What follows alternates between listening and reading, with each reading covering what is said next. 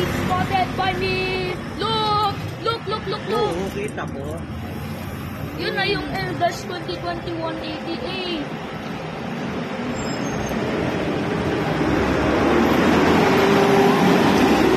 Yeah. Doon kayo sa may harapan ng yun. Huwag na. Ano?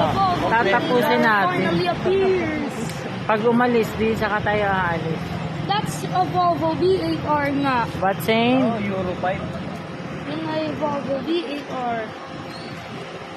Yung EV na blue may Volvo V8R. Tama ako. Nakasakay na ba tayo dyan, anak? Hindi pa. Yung sinakyan natin yung Volvo V8R na blue EV ngayon. Okay, that's 2021 EV.